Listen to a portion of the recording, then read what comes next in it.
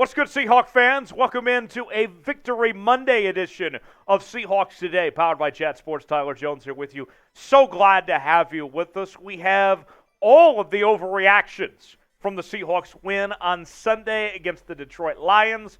I will give you my thoughts as we break down the victory in just a few moments from right now. Before we do that, though, what better way to celebrate a Seahawks win than subbing for dubs? Sub for dubs here on Seahawks Today. Hit that red sub button and subscribe to Seahawks Today. We had a heck of a time in our watch party on Sunday. We have our live show every Wednesday as well, and bringing you the latest Seattle Seahawks news and rumors each and every day. It's all in one place right here on Seahawks Today. Turn on notifications so you never miss a moment as well. YouTube.com/SeahawksTV. And when we reach 30,000 subscribers, as promised, the Gatorade bath will be here. We are getting closer and closer by the day. Got to get there, though. Need your help to get there. Subscribe now, and we'll get to the Gatorade bath when we get to 30,000 subs. Overreaction Monday here on Seahawks Today. What a win, right? I mean, that was one of the most exciting games of the NFL season so far. And now the Seahawks find themselves with a 2-2 record. And what's so fascinating is that last week when they lost to the Atlanta Falcons, we sat here and we were all saying to ourselves, you really lost at home to the worst roster in football? And now a week later, you go on the road and take on the second highest scoring offense in the league and win that game? And then we know about the Denver game. And now all of a sudden, Seattle's 2-2. The playoffs are still in reach at this point in time. That may sound like an overreaction, but the truth of the matter is, the way the numbers shake out and with the way things have looked around the league at this point, it's still possible. Half game back in the NFC West, although I think that the Rams are probably going to eventually kick this in gear and win the division with ease when it's all said and done. So that's not one that I would pay too much attention to as far as the division race goes. It's the wild card where things get interesting, okay? You have the Dallas Cowboys at 3-1, as well as the Giants and the Packers. Now, we have separated this out based on tiebreakers and everything. If the playoffs were to start today, the teams on the left would make it, and the teams on the right are what we would use, one of my favorite terms in sports, are in the hunt, okay? And look at that. The Cardinals, Falcons, Seahawks. The Seahawks are right there right now. So, look, I know that a lot of you wanted to tank, that you wanted to see this Seahawks team mail in for this year. But knowing what we know now, where this team's at 2-2, would you rather them just throw in the towel and tank for a high draft pick? Or should they go ahead and just keep on moving along like they are right now and do everything they can to try to make the postseason? What say you? I'm going to let you pick here on Seahawks Today. You want this to be a team that tries to make the playoffs and be a playoff team, or are you in all-out tank mode? Which one would you rather see? Be honest with me. Let me know in the comments section. P for playoffs, T for tank. Let me know. Speaking of tanking, tank? What tank? What tank you talking about here with this Seahawks team? Look, I'll say this much. When I look at this Seattle Seahawks roster and that the way that they've played through 4 weeks at this point in time, I'm not going to sit here and say they're going to make the playoffs, but they're certainly not tanking at this point in time. The effort is too good for this team to be thought of as a team that's tanking. Here's the statistics offensively. They are top 13, the upper half in the league, in the main 4 categories of offensive rank. And we went by points per game because obviously that wouldn't be fair with a Monday night game still to happen tonight. But look at that. Total offense, 11th. Passing yards, 12th. Rushing yards, 13th. 11th in points. So the offense is doing its part for the most part. Where things get gloomy, get dicey a bit, is the defense. The defense statistics are not good right now. 31st, 28th, 29th, and 31st there in points. And here's the deal. If the Seahawks are going to be a playoff team, or if they're going to make any run of some sorts, they're going to have to outscore their opponents. That's what this comes down to. The Seahawks are going to have to win with their offense because right now the defense isn't matching what we're seeing from the offense at this point in time. So the numbers tell me this team's competing, that they're playing hard, besides just the win-loss record of being 500 at this point in time. But it also tells me the numbers show that the defense has some work to do to keep up with the offense as far as I'm concerned if they're going to continue on this push. Next overreaction. Geno Smith, better than Russell Wilson?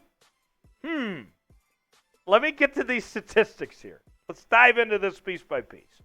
So Geno Smith was great against Detroit. There's no question about it.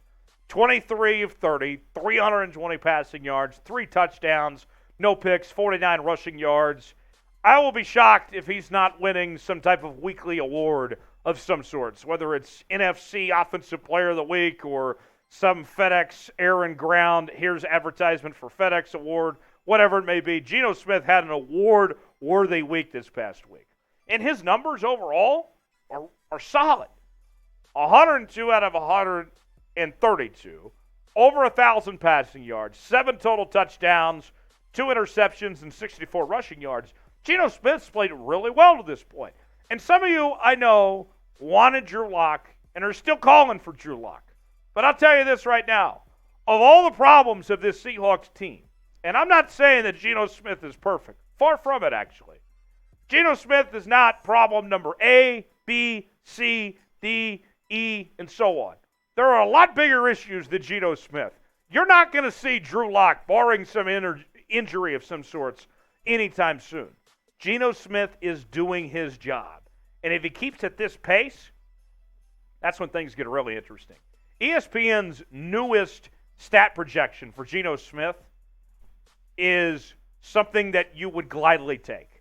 26 touchdowns, 9 picks, a 108 QB rating, 77% completion percentage. We were talking playoff team earlier. That's the numbers of a playoff quarterback right there. And speaking of which, while we're at it, since we brought up Russell Wilson, why don't we just go ahead and put Russell Wilson's projection out there? Why not, right?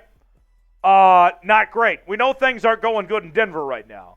And the numbers, as far as the trajectory that Russ is on right now, don't look so hot either. Only 17 touchdowns, a 61% completion percentage, a 91 quarterback rating. Look, I've said this, and I'll say it again. Nobody is saying they'd rather have Geno Smith than Russell Wilson. But all things considered, hindsight being 2020, of what we know now, of what the Seahawks got in return for trading Russell Wilson, and the way that Geno Smith has played, and with the Broncos having to pay Russell Wilson all that money that should have gone to the punter, if you had to do it over again, would you do it over again? Would you take Geno over Russell Wilson? Personally, me, right now, knowing all of what Seattle got and what the Denver Broncos are left with, I feel a lot better about the Seahawks and this situation going forward based on what I've seen so far to start this season. I would take Geno right now over Russell Wilson of all those factors included. I would take Geno. What say you? Let me know in the comments section. Type GS for Geno Smith. Type RW for Russell Wilson. Let me know in the comments section. Today's show is presented by BetUS, the exclusive sportsbook partner of Chat Sports.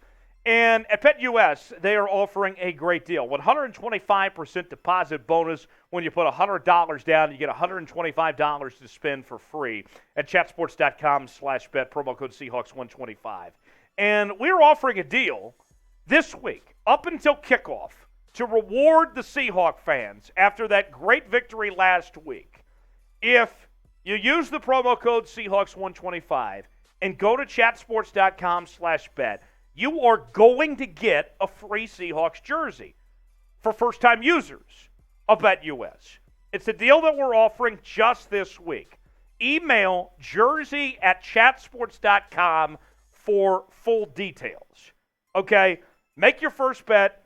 Go to chatsports.com/bet, Seahawks125, and you are getting a jersey. We're not lying about that. We're dead serious. There's a giveaway that we are doing out of the kindness of our hearts here at Chat Sports.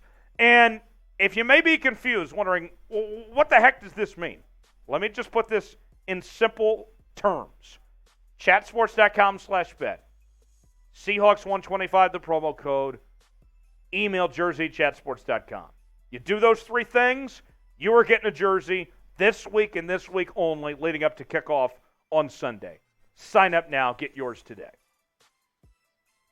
The run game solved. Everything gravy now in Seattle for this run game after the first 3 weeks where they couldn't run the ball at all. Is everything fixed? Is everything fine now? Here's the numbers against Detroit. 17 carries, 151 yards, and 2 touchdowns for Rashaad Penny. More rushing yards on Sunday than any other back in the league. Geno ran well. Kenneth Walker had 8 carries, 29 yards. Even D. Eskridge got involved with a carry for 6 yards out there. And Rashaad Penny's numbers have taken a nice climb here. 29 carries, 292 yards, 2 touchdowns, averaging about 6 yards a carry. Here's the thing. I like what I've seen. The running back room has never been the issue for these first few weeks of the season. The issue for the Seattle Seahawks has been the offensive line.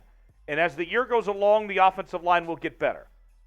It is an overreaction to say that the running game issues are solved, but they are improving. This group is getting better week by week. I'll say that much. I'll give that to you. It's not solved, but it's on the upward trajectory, as we like to say.